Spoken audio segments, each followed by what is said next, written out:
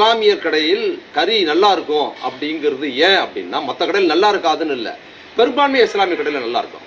ஏன்னா அது முக்கியமான ஒரு விஷயம் என்னன்னா, ஹலால் அடிப்படையில் சொல்லப்படுவது என்ன அப்படின்னா, ஹலால் என்பது ஒரு நோய் வந்த ஆடையோ மாடையோ கோழியோ இருக்கக்கூடாது, நோய் விட்டுறதா இருக்கக்கூடாது. முதல் பேசிக் அதுதான். நோய் விட்டுறதாகவோ உடல் ஊனமுற்றதாக இருக்கிற விலங்குகளை இறைச்சிக்கு வெட்டக்கூடாது என்பது ஹலாலின் முதன்மையானது.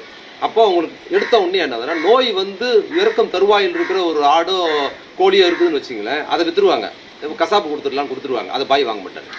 அப்புறம் அந்த நோய் வாய்ப்பட்டு நடக்கவே முடியல, அது சிக்கா இருக்குதுன்னு சொன்னா அதை அவங்க பயன்படுத்த மாட்டார். ஹலால் முறையில் அது தவறானதுங்கிறதுனால அப்ப என்ன ஆகுதுன்னா, அந்த இறைச்சி ஹலால் பிரகாரம் பார்க்கும்போது முதல்ல அதை தேர்ந்தெடுத்து வாங்குறாங்கல்ல, அப்பவே அது வந்து சரியான உணவா மாறுது. நோய் வந்த ஆடையோ மாடையோ கோழியோ சாப்பிடுறது பிரச்சனைக்குரியதான் மாறுது. அப்ப அங்கேயே தரமா மாறுது.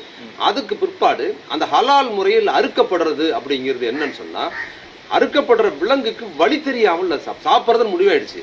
அதை கொடூரமா மோசமான மொக்கையான கத்தியில வச்சு வெட்டி கரு கரு கரு கரு கரு கரு கருன்னு அது துடிக்க துடிக்க அறுப்பது இருக்குதுல்ல, அது ரொம்ப கொடூரமானது என்பதனால் அதை ஹலாலில் தடை செய்யப்படுது. அப்ப நீங்க நோய் வந்த ஆட்டையோ அறுக்கக்கூடாது. அப்படியே அறுக்கிறதா இருந்தா அதை துடிக்க துன்பப்படுத்தி கொல்லக்கூடாது.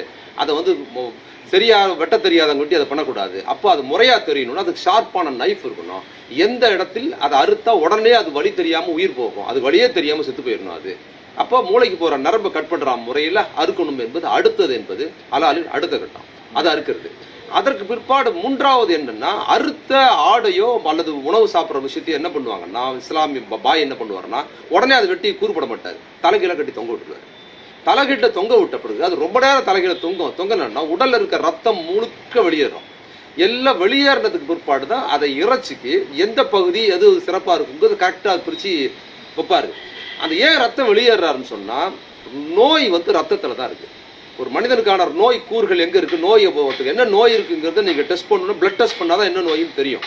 அப்ப ரத்தத்தை முற்றிலுமாக வெளியேற்றி விட்டுட்டு அதற்கு பிற்காடு தான் அதை செய்யணுங்க. ரத்தத்தை சாப்பிடக்கூடாது, ரத்த பொரியல் சாப்பிட்றது பழக்கமா இருக்குது. ஆக்சுவலா ஹலால் முறையில் என்னன்னா, ரத்தத்தை சாப்பிடக்கூடாதுங்கிறது இஸ்லாமிய முறையும் கூட.